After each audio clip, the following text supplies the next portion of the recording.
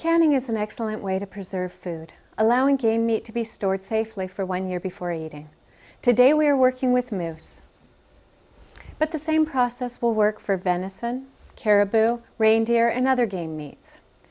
I am Carrie Van Delden with the Cooperative Extension Service for the University of Alaska Fairbanks. This session will provide the necessary steps for canning meat in jars. This process is also referred to as jarring. Because moose meat is naturally low in acid, pressure canning is required to kill dangerous microorganisms. For more information on pressure canning, you may view our complete learning module.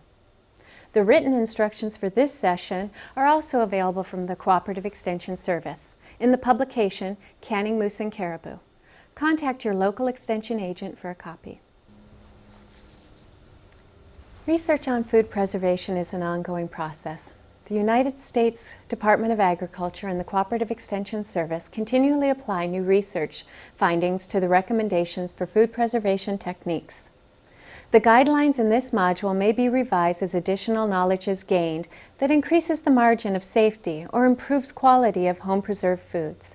Consult your local Cooperative Extension office annually for updated information.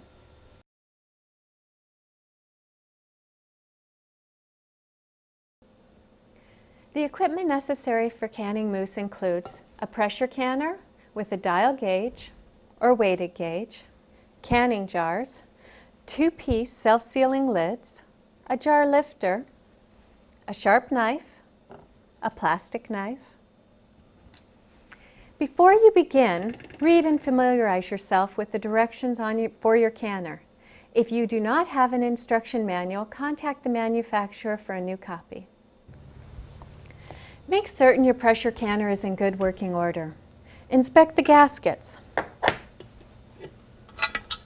It should be soft, pliable, and free from tears or defects that would allow air to escape.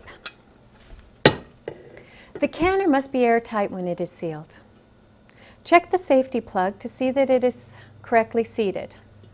Hold the canner lid up to the light and make sure the vent is not blocked. If you're using a dial gauge, have it checked annually for accuracy. Dial pressure gauges may be checked by your local Cooperative Extension agent. For canning game meat, you may use half-pint, pint, or quart jars. Make sure you follow the specific instructions for the jar size you choose. Processing times vary.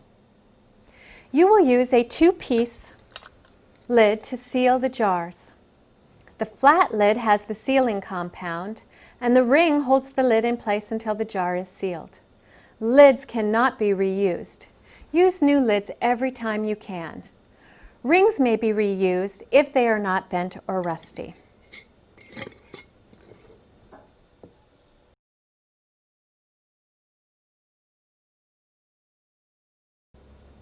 You can use fresh meat or frozen meat for pressure canning. When using frozen meat, thaw it in the refrigerator or place wrapped meat under cold running water. There are 2 methods for preparing meat for canning. Hot pack requires meat to be browned before it is placed in the jars. This shrinks the meat and allows the jars to be packed more tightly. Raw pack, as the name implies, is not browned. Raw meat is packed directly into the jars. Either method is acceptable. To prepare moose, cut the meat into 1-inch cubes. Trim away fat and gristle. For cold pack, keep the meat cold until you are ready to pack it into jars. For hot packed moose, brown the meat in a skillet with a small amount of oil.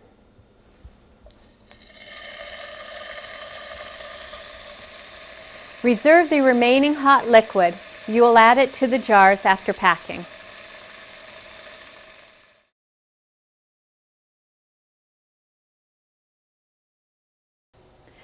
In preparation for canning, wash jars in hot soapy water.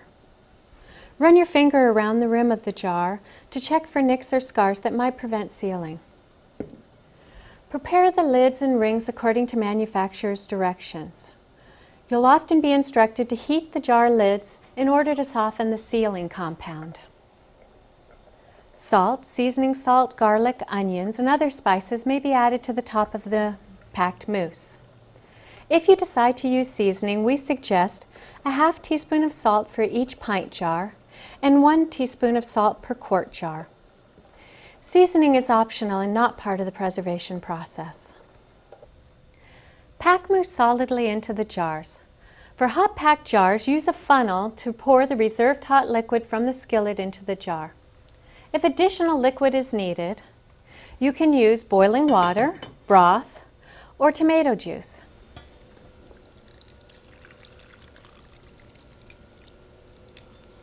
Leave 1 inch of head space.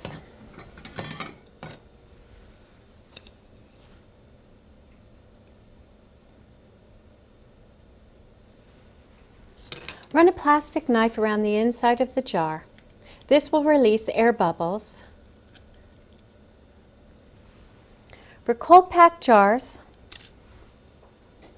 you will only add meat and seasoning if desired. Do not add liquid.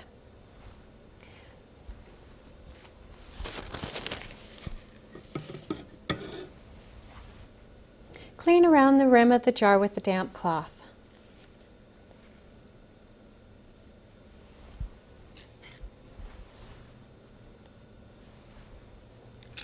And attach the lids and rings.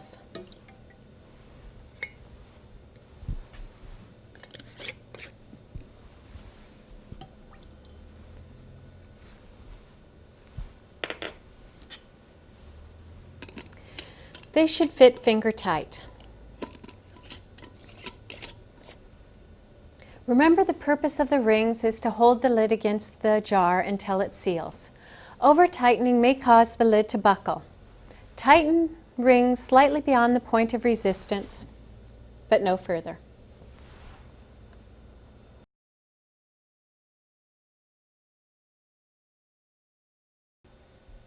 To begin the canning process, center your empty canner on the heat source and add 2 to 3 inches of water.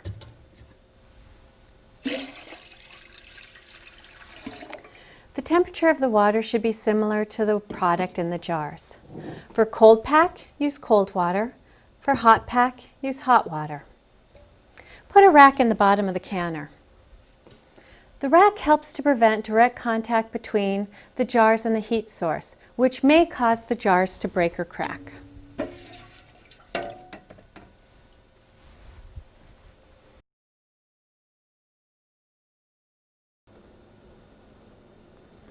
Place filled jars on the rack in the bottom of the canner. If your canner is deep enough, jars may be stacked. After the first row, put in another rack.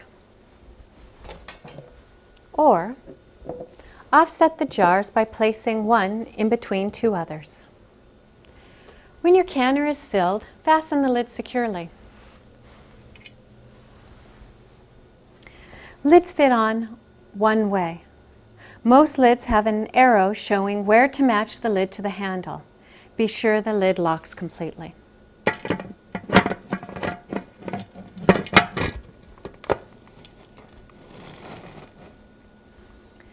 Leave the weight off the vent port or open the petcock. As air inside the canner heats, it expands. This pushes the excess air out of the canner through the vent port. Heat at the highest possible setting until a steady stream flows from the petcock or vent port.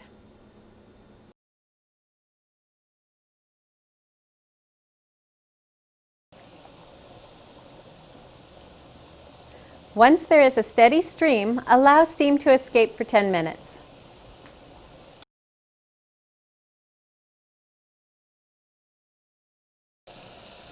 Close the vent by shutting the petcock or placing the weight on the vent.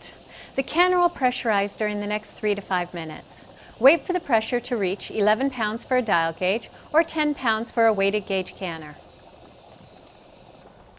Once recommended pressure is reached, begin timing. Process half pints and pint jars for 75 minutes. Larger quart jars require 90 minutes for heat to penetrate evenly.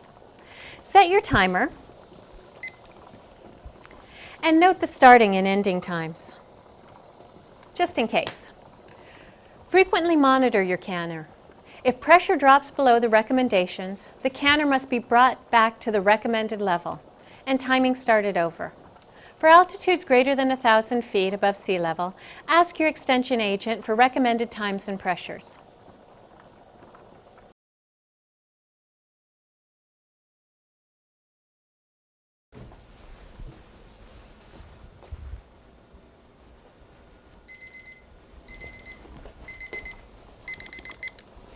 When the timing process is complete, turn off the heat. Remove the canner from heat if possible and let the canner depressurize. Allow the pressure to drop naturally. Do not apply cold water or cold cloths.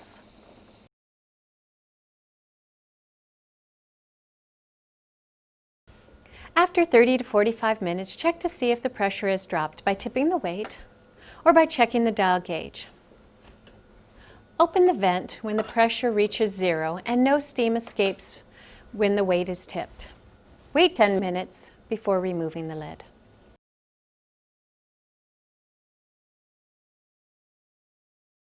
Unfasten the lid and remove it carefully. Lift the lid away from you so that the steam will not burn your face.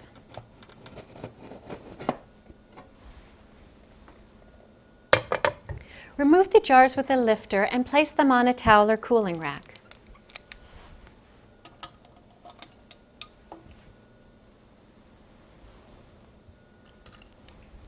Allow jars to cool for 12 hours before moving them again. Never rush the cooling process, or jars may break. Jars should be cooled in an area away from drafts. Air blowing on hot jars may also cause breakage. Jars will seal as they cool.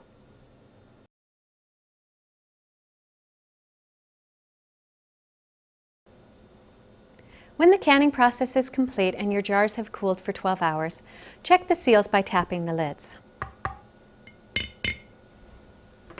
If one of your jars does not seal, like this one, you have 3 options. You can reprocess the unsealed jar within 24 hours using a fresh lid, freeze the contents of the unsealed jar, or refrigerate the jar and use the product within 3 to 4 days. Reprocessing does not affect the quality of the meat. Rings may be removed from the jar when the cooling process is complete and you have checked the seal. Label your jars with the date, processing time, and processing method. Store canned goods in a cool, dark place. For best quality, you want to use your mousse within 1 year.